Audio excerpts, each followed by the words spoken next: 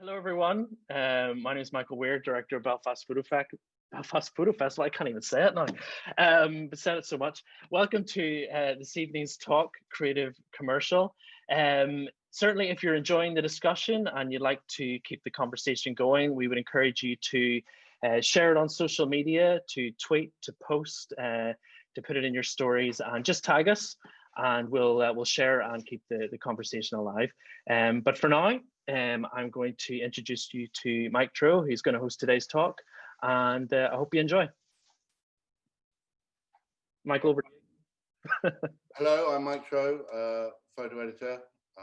My main claim to fame is I was at British Vogue for 13 years, and I'm now a freelance curator, photographer, and general rambler. Great that you're all here, at least both of you.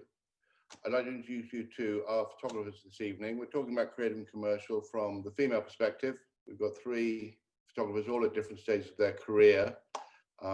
Aisha Ahmed in Dublin, who's young, starting out, is going to have a great career. Megan, the same, she's working up. And Linda Brownlee, who has been photographing for many years, is a well-known name, shot for many titles. I worked with her quite a lot at Vogue, and she still talks to me, so it can't have been that bad. So what I'm going to do is ask each of them to start with showing you some of their work, and they're going to tell you about themselves in a confident and bold manner. And we're going to start with Aisha. So Aisha, please introduce yourself, where you are, what you're doing, and how you're finding things. Can you hear me? That's it, yes, we can hear you. Hello, my name is Aisha Ahmed, and I'm 20 years old, and I'm a Dublin-based photographer. Okay. So yeah, I'm currently studying a BA in photography in IADT in Dunleary, and I'm in my third year. So I kind of started getting into photography when I was around 14 or 15. I saved up all my money and I bought a camera. And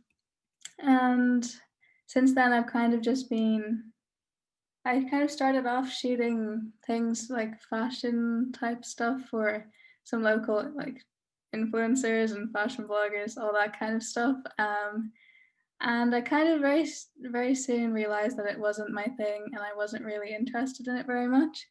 So I kind of just kept experimenting, I guess. And one of the experiences that I had that I'm probably most proud of is when I was approached by the Dublin Fringe Festival, and they asked me to kind of have my own photography exhibition.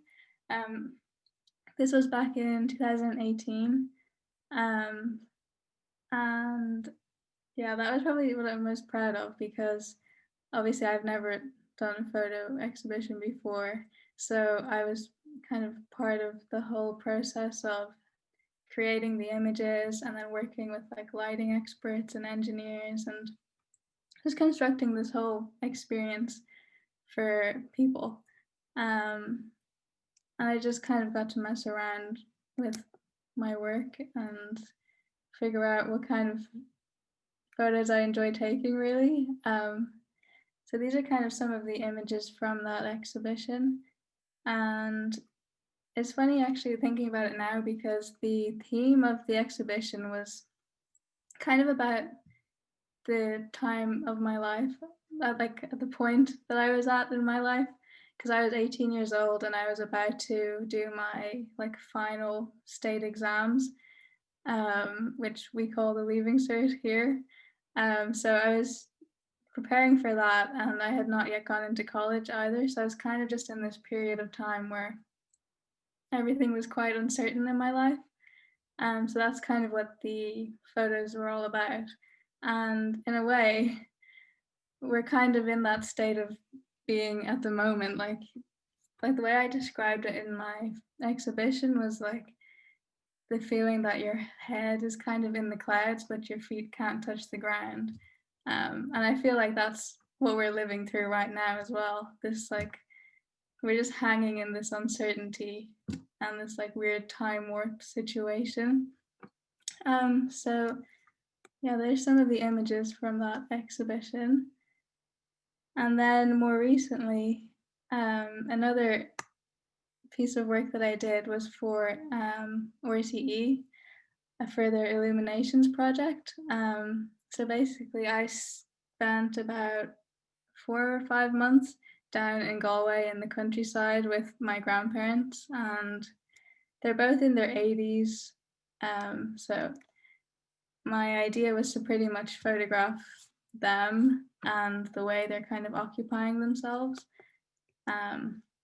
So I kind of focused on my granny, and we just went out and started shooting some photos together and came up with like a series of 8 images, which was really fun because my granny's just full of life and she just loves being a part of anything. So I got her to kind of sit in fields and meadows and run through the bog and climb over gates and things like that. Just mess around really with some of the images. Because we found that spending so much time in lockdown in the countryside, and the main thing that kept us going was being out in nature, and it was just quite a healing thing for us. So I thought it was suitable to take the photos outside and bring the activities that she was doing to pass time, like knitting or crochet, just photograph them with the backdrop of these like meadows and fields, things like that. And then some other kinds of images that I've taken are kind of, I guess, again, this is more of like fashion, I guess. See, I don't really enjoy doing fashion photographs, but I enjoy shooting with Timmy, who's the model here, because he is always up for different ideas and things like that. So we always just mess around with our photos and try and experiment, which I enjoy. I'm very into color, as you can probably tell. So that's just what I wanted to put in there. And then this is another image I took for a musician. And again, we were just messing around on the beach. We had a very vague theme of like, we wanted it to be kind of like a circus, ghostly kind of theme. So we went to the beach on a very, very cold day in February and messed around a bit. But I really like this photo. I think it's quite, I don't know, I like it. And then these are some more images, the kind of stuff that I enjoy photographing. Yeah, I don't really have a specific theme of work. I think I just like to experiment and try and photograph the visions that I have in my head in whatever way that I can. So yeah, that's kind of my work. Brilliant, thank you for that, Aisha. That's good, and your work is sort of beautiful and free, and yes, young, and there are things coming through that are consistent, even though you think you don't know what you're shooting. It seems like you do really, and that experimentation is nice. I'm actually going to come to Megan next, and I'll do you after Linda. Is that okay? We'll do that. So, Megan, are you free? Yeah, I'm good. Can you Great. hear me? Good, good. So your work's very different. So show us a little bit about yourself and your work. What I'll do is just kind of give you a bit of background about me and the point I'm at now, and just kind of show some of my work. So, yeah, I started actually doing film in Queen's University before I did photography. So I did that for a year and kind of felt like I wasn't getting a chance to be creative as I would have liked to have been, or more hands on. So I made the switch to photography. And it was during that time that I actually started creating this work, which is titled Stone and Melancholy. And Stone and Melancholy is actually was kind of came about because I created scenes in my head, asked my friends and people I knew to be the characters within that scene. And yeah, so what kind of started as stage kind of evolved into more documentary photography. So, for example, I'll just skip forward. This image here was actually a staged house party. And I wanted the female character in the forefront of the scene and everything kind of just playing out naturally. But obviously, as the night went on, it just kind of became more of a get together, and everyone kind of forgot that I was even taking photographs. So it kind of just became more documented than anything. So yeah, Stone and Melancholy is basically just rooted in escapism. I was kind of feeling trapped with small time life at the time, so I kind of made the work about that and just kind of focused on escapism. And I'll just move on now to kind of some references and influences that kind of impacted the work. One being Nan Golden, an old teacher that taught me at school, actually introduced me to her work, and it was the first time that I had any kind of introduction to photography as an art form. So yeah, she impacted my work in a big way. Harley Weir, I love her work. A few others, Olivia B, Joshua Gordon, Momo Akabe, Alex Prager. I mean, if you haven't checked any of them out, definitely do. They're great artists. Yeah, so I mentioned I did film, so I want to kind of talk about some of my film inspiration and things that kind of had influence on my work over the years. Paris, Texas being a big one. Buffalo 66. I remember the first time I seen that, I was so obsessed with the look of the film, and the more I researched into it, I realized it was all shot on film, and so I kind of made that switch to only really shoot on film because I was so obsessed with that grain and that texture. And just a few others: Fear Eats the Soul, Lost in Translation, Enter the Void, just all great films. Yeah, so I'll talk a bit about some of the commercial work that I've done. This commission was actually New York Magazine had sent me an email and asked me to photograph the young people in my town and the clothes that they wore and that kind of thing. So we basically spent a whole day just kind of shooting from morning to night, and yeah, just kind of documenting the fashion sense in Derry. And it was a tight deadline, so we had one day to do it, but yeah. Later in the year, then I actually went to New York for a while, and this came about because New York Magazine, well, it came about because I had actually sent them an email. I held on to the contact and I said, I'm in New York. I would love to get involved in a project if there's anything like that you think I would be suitable for. And this is how this came about. They actually got back later that day and he invited me to come to a shoot the following day. And it was actually to photograph Cleo Wade, who's a writer and a poet who lives in New York. So yeah, that then, yeah, Vice was another one. Hawaii, the phone company, they did this in collaboration, sent me out a phone that I could use to photograph. I think it was like their new model at the time. So I just kind of spent a few days photographing my friends and kind of the things that we got up to using the phone. And so that was a really fun commission that I got to do. And yeah, just recently, Cam with Horses, it's an Irish film that's now available on Netflix, just came out there a few months back, I think. And I did the stills photography in this film. And that basically came about because the production designer who worked with the director on the movie had bought my zine a few years ago. And he basically recommended my work and the director wanted to bring me on board. So that's how that project came about. So that's just kind of a bit of background about projects I've done today and just a little bit about my work. So. Cool, thanks, Megan. That was brilliant. And yeah, I love your references. They work really well with the work you've done. You can see a direct link between those references and how you're choosing to shoot. Yeah. It's great because it's so different to where Ice is, and it's very different to Linda's work. So fantastic. I love the fact that you got the zine you've done years ago is what got you the work on the film. It's yeah, the more you do, I think, leads to kind of published. Superb. So now we're going to come to Linda, who is a pretty experienced lady in all ways, left London for very good reasons. And so now she's going to tell us about herself. Linda, go ahead. Okay, thanks, Mike. I've unmuted myself. Hang on there. Share screen. Am I doing this right? Play. Okay. Can you see full screen? Okay, cool.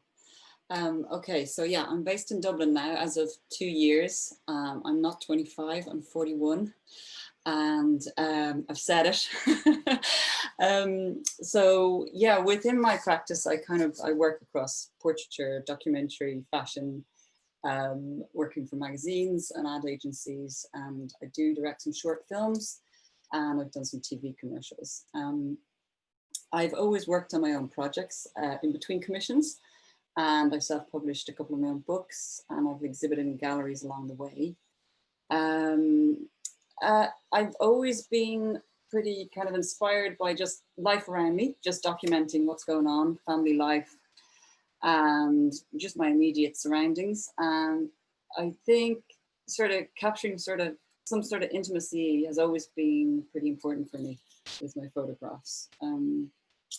This is a project I did with another person's family, a friend of mine. We ended up going to Sicily to photograph 4 generations of her family living in a really beautiful remote town called Ganji.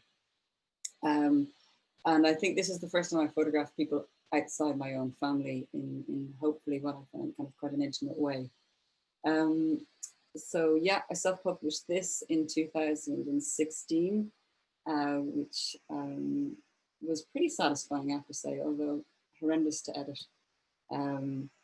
Looking back further, this was one of the projects I shot in 2010, and it was a project about Achill, which is an island I've been going to since I was a kid. And I think it was the first proper full project I did. And I self-published this in a book too. And it was all about kind of teenagers growing up on the island. And I just, because visiting there all the time, I just wondered, what would it be like to live here? So beautiful, but so remote. And what do you do at 16 with a stunning landscape, but not a huge amount of other things to do? Now, I shot this in 2010, very different now with social media and the access they have now. But I shot over 40 teenagers on the island, sort of asking them about life, getting them to lead me around the island. And I think this was really an important piece of work for me, because I had been doing lots and lots of portraits, and kind of 3 or 4 portraits a week for magazines. And it was a real step back to kind of look at doing my own personal work again. This Untitled Topography, yeah, a lot of my kind of daily inspiration comes from just rambling around, taking walks with my camera. And often I use photography to situate myself. So before, when I was in London, I used kind of the shoots I was doing within London to situate. Since I moved back, I've kind of still been shooting in London and not here. So I decided to do a series of rambles around the north side of Dublin, which is where I live now. And I put this together in an exhibition in Hang Tough. And it was, yeah, it was very much about placing myself here and kind of grounding myself with through these kind of close studies of Dublin. So, oh yeah, this is the book I came across when I was doing the project. Actually, one of the people I was photographing told me to read this when I was really trying to describe the project, and she was like, you need to read this, because I couldn't describe it. So this book is brilliant if anybody loves street walking and photographing, which I'm sure there's lots of you that do. So yeah, I've been, always doing portraits ever since I sort of stopped assisting. It was kind of one of the main things I did, was portraits for magazines. And it's something I will never get bored of doing, I have to say. I just enjoy meeting people from all walks of life, and the kind of really unusual exchange that doing a portrait is. That's one actually I did with Mike when my camera broke. It was really awkward. I still like the photograph. So yeah, it's that really, for me, I kind of go in with a couple of ideas, but I'm very fluid and very loose. And for me, it's about kind of getting the energy between me and the subject and hoping something spontaneous and something really surprising and brilliant will happen, something that I haven't thought of. I have always dipped into fashion. It's kind of been peppered throughout my work. It's something I love. Like Aisha, I kind of enjoyed as a space to play and have more time to kind of think about narrative. And I love, excuse me, just the process of casting. This is something I shot in Wicklow for the Plant magazine, and we used all the locals around around actually, and we peppered in some models as well when we struggled to find people who were up for it.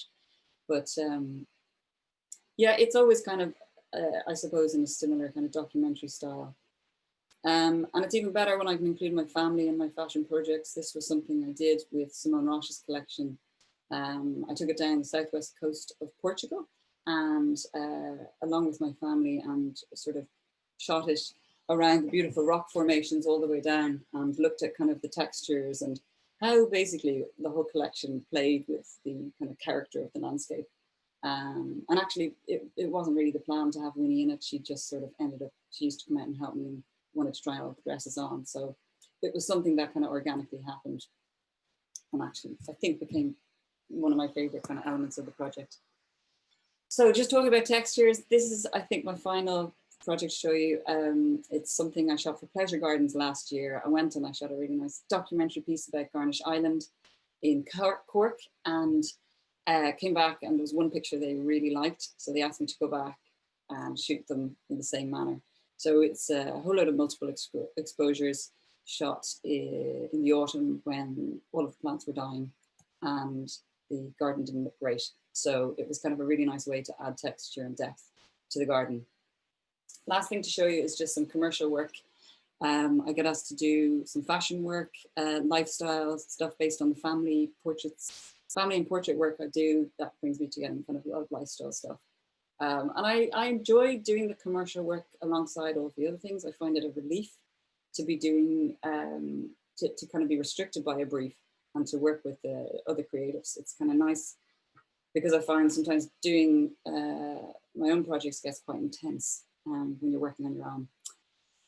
And I just thought I'd put in this one as a last fun advert, and something that there was no retouching on, and something that I did for Sainsbury's about 2 years ago, which I just think might be interesting one to talk about, just the way advertising has kind of been, the trajectory it's been taken recently. So that's it. Sorry, that was a bit long. How do I escape? That was good. You all did brilliantly well. I think you've all got very distinct styles. You're all finding your feet. Aisha, obviously the youngest, really finding herself. But it's really interesting how you're all coming up with your own distinct visions. You know, Linda's is very mature because she worked for so long. Megan, I think, you know, you've taken your influences so clearly. That's really interesting to see, because many photographers don't have such clear influences that are translated to the work they're doing. And I think it's interesting that you rejected film to go to photography. Many people are going from photography into film, but the fact that you were able to say, actually, film isn't giving me the creativity I want or the freedom to do what I want. You'll probably go back to film at some point. You should, because you've got 100%. Yeah, I mean, it wasn't so much about it being about film. It was more so the course wasn't suited to my needs. Right. I felt if I had more creativity and freedom to do the ideas that I had, then I would, at 100%, I will go into film. Like, yeah. I think they go hand in hand for me, photography and film. It's about storytelling for me. Yeah. Yeah, and Aisha, you know, you're saying you don't like fashion, but you have a sensibility there. And it's interesting, you know, more and more, you know, as with Linda's work, she said her fashion is documentary. Mm-hmm. You're sort of finding a way there where they have a natural fashion sensibility because they're young, other people, and, you know, but it's that looser structure that's really working. So it's not that you hate fashion, it's just you're finding your own way into it. And yeah, I think it's just that, you know, the industry here is very small. So I don't know, some of the people I've worked with are not really open to very different ideas. I think that's the part that I don't like. Like, I like to just go mad and experiment. Yeah. No, I mean, but that's the thing as a photographer. I mean, you know, Linda does it to an extent where you get to a state where you say, this is how I want to shoot it. Take it or leave it. And you know, all the fashion photographers who really make it to a certain extent get to that point where they have the idea and said, this is how we're going to shoot your clothes. And so, you know, Linda's capable of doing that. Megan works it that way, you know, going to New York Magazine and them just giving you that shoot because they liked your ethos, enabled you to do something that fitted in with what you do.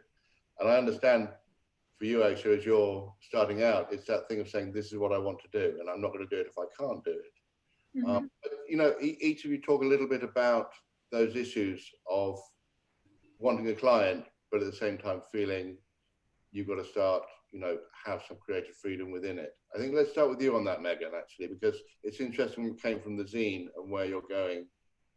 Yeah, well, I feel like the reason that you would get hired for a fashion shoot in the first place is because of your portfolio and the aesthetic and how you would approach it in the first place. So if you're getting called to do that, there's something about your work that suits the project. So I think as long as there's communication between you and the client on what exactly they're after and what you can bring to it and how you approach it, then I think you kind of you avoid any criticism or anything coming in that way. So I think there should just be an understanding of what you can deliver and what you're capable of. And there shouldn't be any issues, at least in my experience. I'm still starting out, but that's how I've found it to be. Yeah, I mean, with you, Linda, how long did it take you to feel confident to say this is what I want to do to a client, commercial client, and where's the boundaries go? I think it took a good few years, but I also think sometimes you'll still say, this is how I think it should be done. And you'll still have, there'll still be a level of compromise where there's too many other things at play that you don't get to entirely shoot it the way you want to do it. Do you know what I mean? Yeah. So I feel like you have to enter into it a little bit in commercial work where you're willing to be a little bit elastic.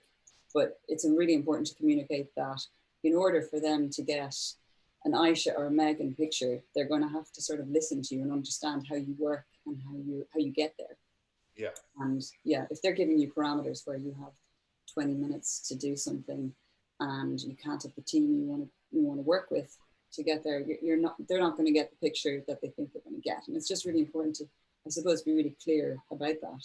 And then I think that usually really helps people understand. And they do their best with, obviously you can be restricted by budget and things like that. But I just think it's all about communication. You all want to get paid. Yeah. You're a photographer when you're getting paid. And it's that balance between saying this is who I am as a photographer, but you want to work with me because I'm going to do what you need. It's going to look great and you're going to pay me for it. Yeah.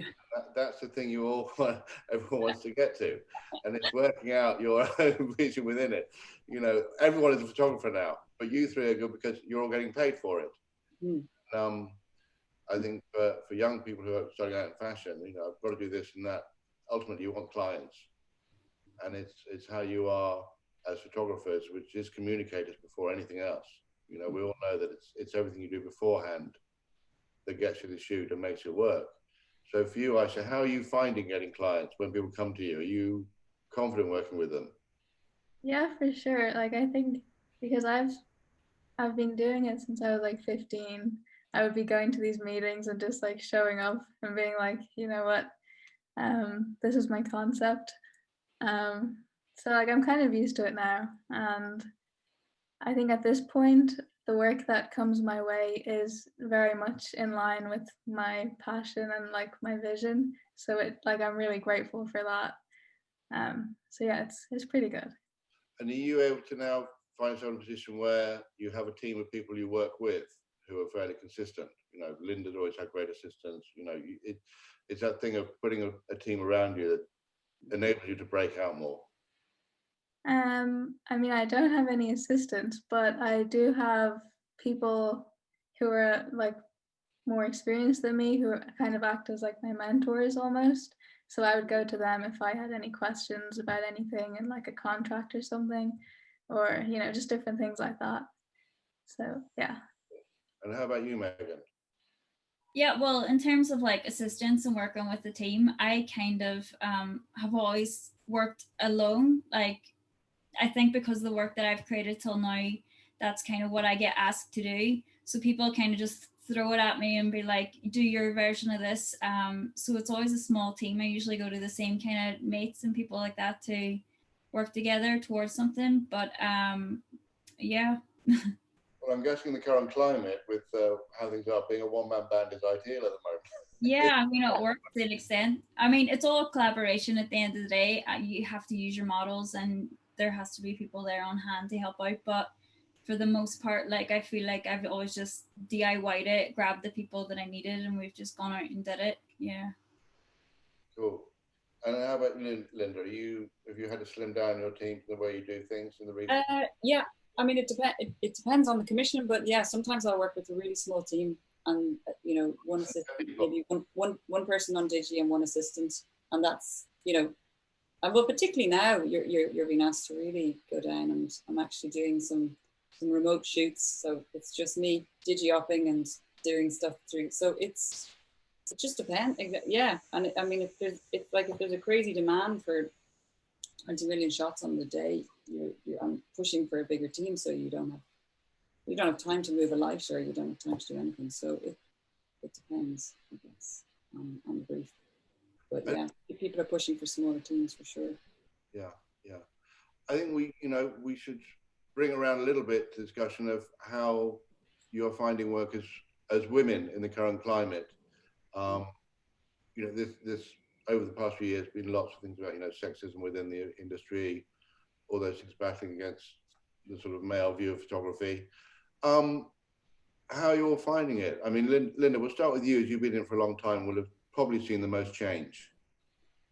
Yeah, I don't know. I feel like right now is a really, really good time to be getting into photography as a woman. I feel like it feels like there's so many more women.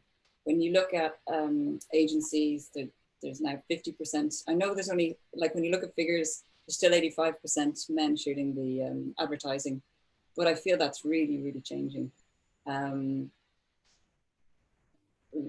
All the people I admire, nearly all of them are women.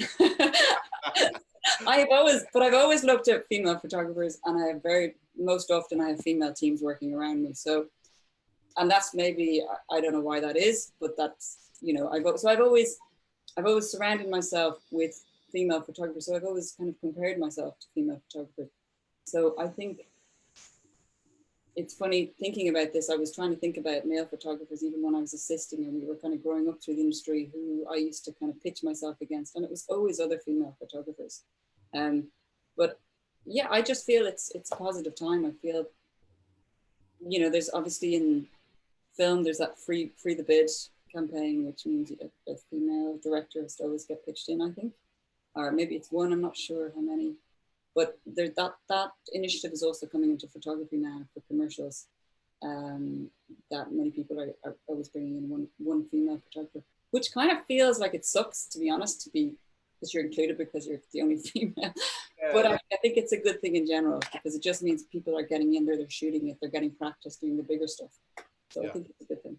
Yeah, I think it's trying to make the playing field level. I mean, it's tricky for me sitting here as a sort of man in front of you. But I mean, I went through, all the women photographers I worked with at Vogue. And actually, working at Vogue was great for women photographers. I worked with a lot. I've got a list of 20 people here, which actually surprised me, because I always thought I was quite blokey and always chose my mates. But actually, it was great and all really strong, and for a reason. And I think, yeah, it's very difficult for me to talk about it, obviously. I'm from the other side, but I do see it, and I'm more aware now of the difficulties of you coming in, but also what you all bring to it. It's very hard to talk about it as a man without sounding shit in all sorts of ways. So I think, how are you finding it, Aisha, as a woman getting in? Do you feel, are you still mainly seeing men when you go into meetings, or is it actually pretty equal and you feel just on a level playing field? Well, if I think about it, I do work with a lot of men, to be honest. But in saying that, they're all really nice and I enjoy working with them. So like, I don't feel like I'm, being judged or anything, or like not getting opportunities or anything like that. Like I've actually had pretty good experiences. But yeah, I don't think I really work with a lot of females in the industry, which is really sad. I think there's this idea that like, if there's another female in the industry, then you have to be competing with them, which like I don't agree with. I think we should all just be supporting each other. But there's only been one time when I was like at a talk with another female photographer. Apart from that, I haven't actually like worked with other female photographers in that sort of way, I don't think. And Which how is kind of crazy. have you experienced anything you feel is difficult? Do you find anything stressful in it, or do you feel you're on the same level playing field and it's not a problem for you? Well, see, I don't know. I just have this kind of mindset where, I don't feel like I'm less than others or like that I can't do any like things. Like I don't know. If I have a plan and if I have like a goal that I want to achieve, I just, make a plan and I go for it. I don't kind of stop myself, if that makes sense. So in that aspect, I don't feel like I'm missing out, or I don't feel like it's any harder for me to get jobs because I just go for it and I just put myself out there, if that makes sense. It does. And what about you, Megan? Yeah, I actually think I've been fortunate enough with the time that I've come into the industry, like in terms of the people I've worked with are really diverse and they're inclusive. And I personally haven't really dealt with sexism in the way that people would have. As long I don't know about it is what I'm saying, if it has happened. But yeah, I get jobs based on my work as far as I know, and I haven't dealt with any, tense situations with men or otherwise, and it's always been a kind of positive thing for me working, whether it be a man or a woman that I'm working with. And I'm the same as Linda too. I've always had a good group of like females around me in most of the things that I've done, so it's been a positive experience for me personally. So we're not all that bad after all. No, you're okay. You're okay. No, good.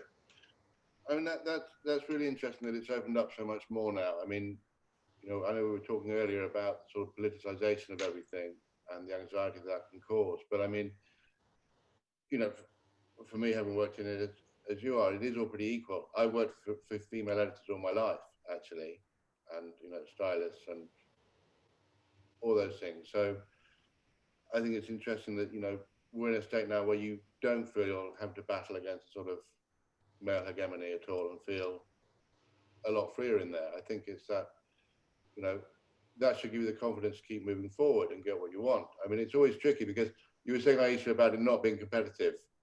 As you get up the scale, it is competitive. You all have to, we all have to fight for our place in the industry.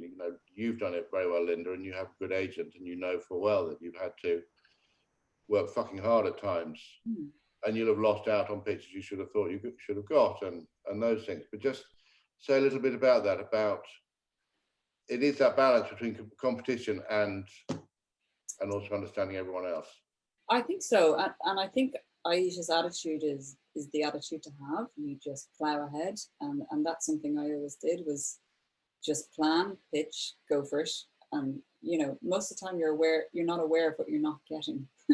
That's the thing. One of the things about this was talking about criticism in commercial. Sorry, I'm slightly sidestepping here, but looking at criticism and how do you handle criticism. A lot of the time you don't even get the criticism because you don't know. If you do a job and it's not very good, you're never really going to know, except that you might not get another job from them again. So there's almost a lack of feedback or criticism in commercial photography.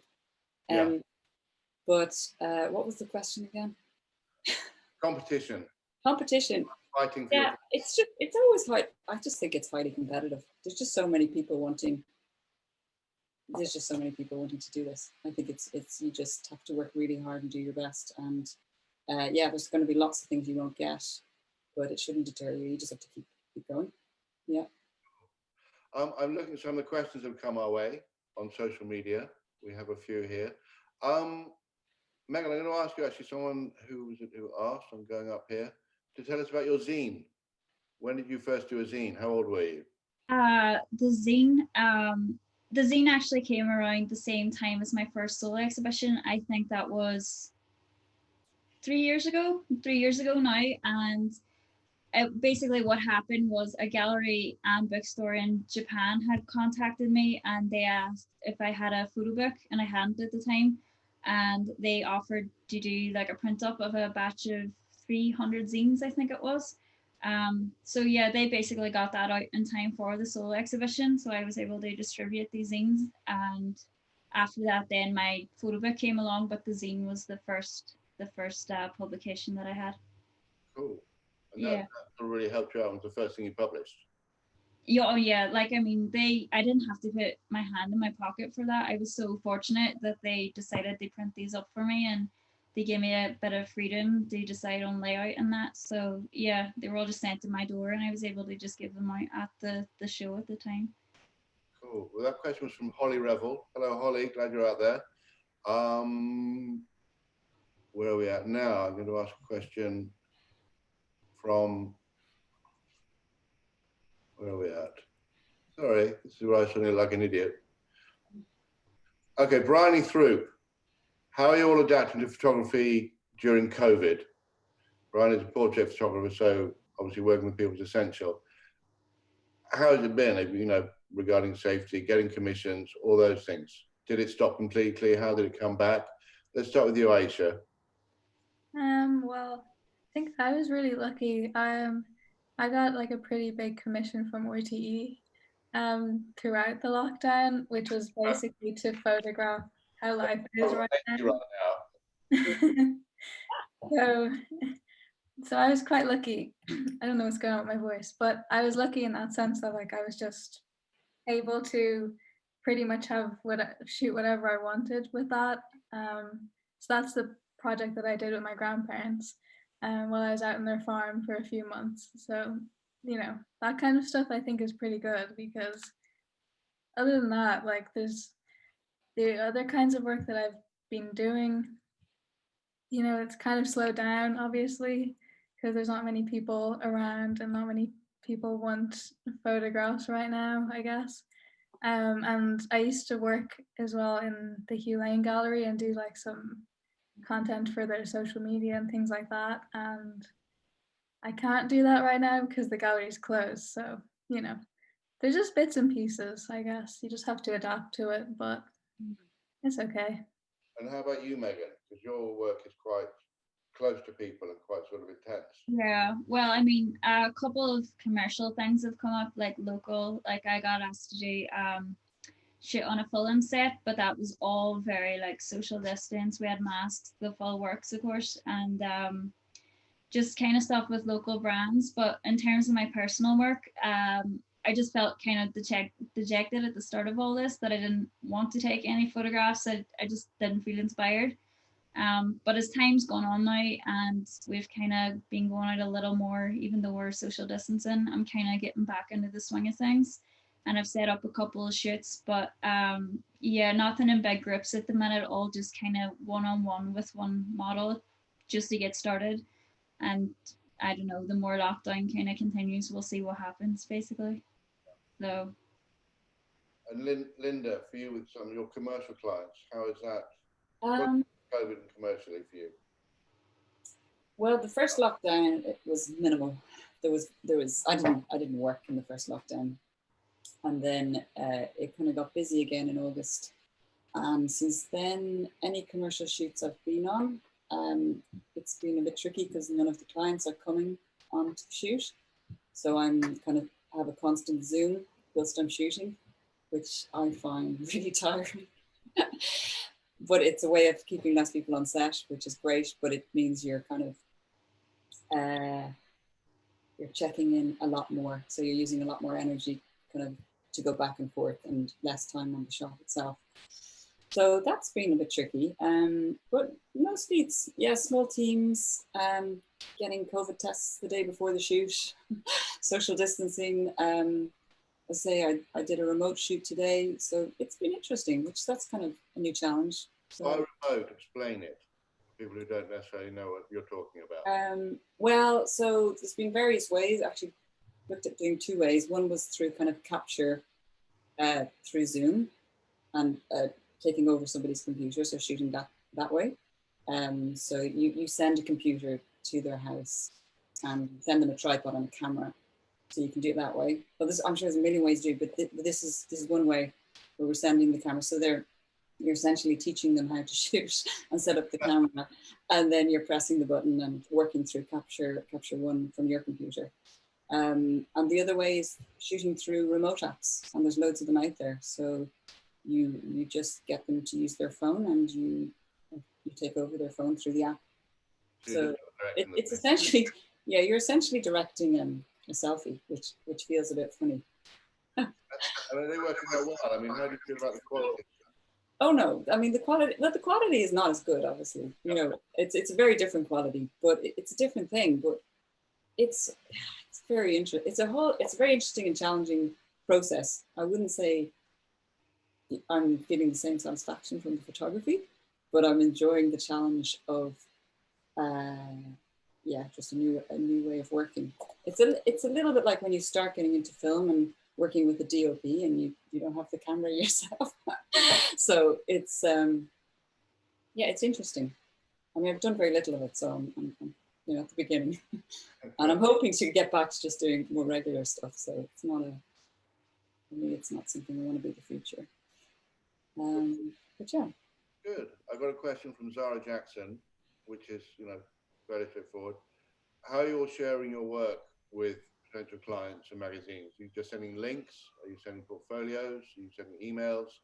What are you finding is giving the best response in a way? How do you feel you most like to contact people? We'll start with you, Aisha. I think most of my work is through email these days. You just email a PDF? What? You're just sending PDFs or just links to your website? Well, no. I get I'm getting my work through my email, right? But I'm not really looking for work at the moment. If that makes I'm just taking whatever comes at the moment. Is that the same for you, Megan? I mean, it's been hard to hard to motivate yourself to look for work at the moment with the way things are. I mean, I don't know. At the same time too, I have a lot of free time. So in that time, I'm kind of thinking about potential pitches for magazines and things that I'd want to do commercially or otherwise when this is all eased or over. So yeah, I have written up a couple ideas that I do want to do. But yeah, in terms of sending stuff to magazines, I would usually just kind of write a paragraph about me, my work, send them a link to my website. And I would say though that when I was starting out and I didn't even have a website, I just sent a bunch of images to magazines, and I got so many rejections and so many more so people that didn't even answer. But the people that did get back were genuinely interested in the images, and those small kind of publications that I had sent work to kind of led to the bigger opportunities. So I would say no matter what stage you're at, do fire your work to people. If you think it's good and prepared, you don't have to have a full series. It helps, but I would say just get your work out to as many people as you possibly can. Cool. Yeah. Linda, have you sacked East yet? I'm not getting enough. No, not at all. Yeah. Fine, right. I'm going to carry on.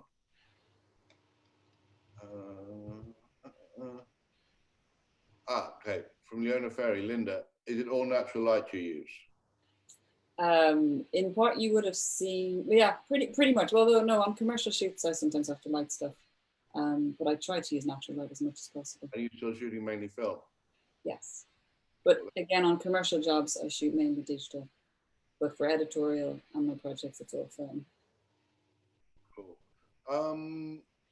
Anonymous attendee has asked, what are the best tips for putting together a good portfolio? What do you think is a good way to get yourself out there? We just talked about that a little bit. But yeah, how are you all doing your portfolio? And are you showing it to other people before you send it out there, getting a sort of collaboration of ideas? Because I mean, it's always tricky editing your own work, I think. So Aisha, how are you finding that? Do you ask other people when you want to put a body of work together for their input? Yeah, definitely. As I was saying before, I have a couple of people who I would consider my mentors, or people who I work with, and I always ask them for their opinions. because I'm very indecisive about those kinds of things. I think when you're looking at your own work, you're just, like for me anyway, I'm never fully satisfied with it. So it always helps me to ask, people that I trust for their opinions on it.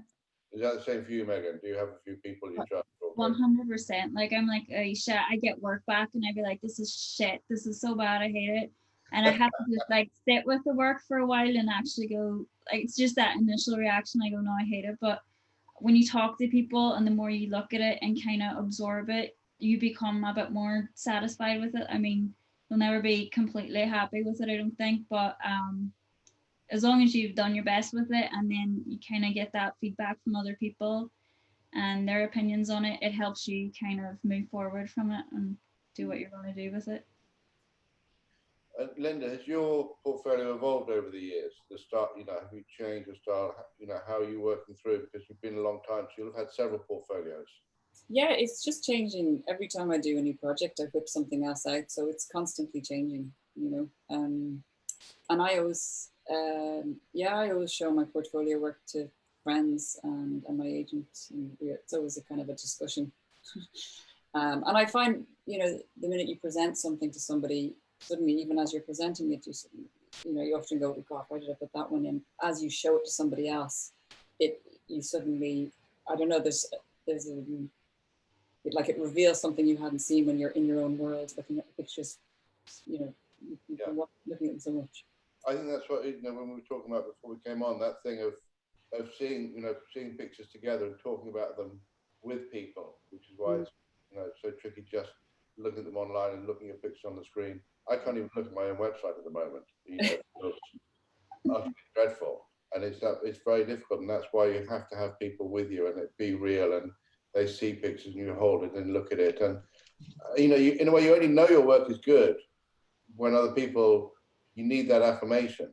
And have a portfolio that has to go out and everyone sees and likes. You already have to have that sort of affirmation that it is who you are, it's what you like, and that other people understand it to an extent. It's a tricky thing, and you keep going on and evolving, and your style evolves. Talk about lighting. Megan, how is your lighting? Do you use much, or is it just ambient? I mean, I kind of use lighting that's on location. So like lampposts, and I shoot a lot at night. So I would use kind of like petrol station, car headlights, things that kind of come up naturally within that environment. But yeah, recently I've kind of brought in actual portable lights and gels and things like that, just to kind of mimic things that you would see on the street or neon signs, because I didn't have like the resources when I was younger to do that. So I would just use what was on the location itself. But yeah, now more so I would bring in artificial lights and that, yeah. Yeah. And how about you, Aisha? Are you going into the horrors of lighting, or are you keeping it natural? I don't have any of my own lights, but so yeah, I just shoot natural light pretty much. But if I was working in a studio, I might mess around. Like obviously, in college we have a studio there with like loads of different types of lighting and gels and things that we can use. But I mean, we can't use it right now. But in normal times we would have done that if I needed it. But yeah, other than that, I'm just shooting natural light. Oh, good. Cool. Well, our hour has passed by. It's nearly 7 o'clock. I just better see if there are any other perspicacious questions. We're all pretty good there, I think. Just looking through anything. Katie Reasoner says to you, Linda, your work is stunning. This is great. This is like being a DJ.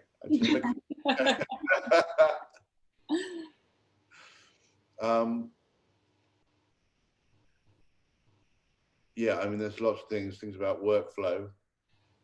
Being organized is trouble. That's the final thing, organizing your work and finding, because it seems really boring, but I take millions of pictures.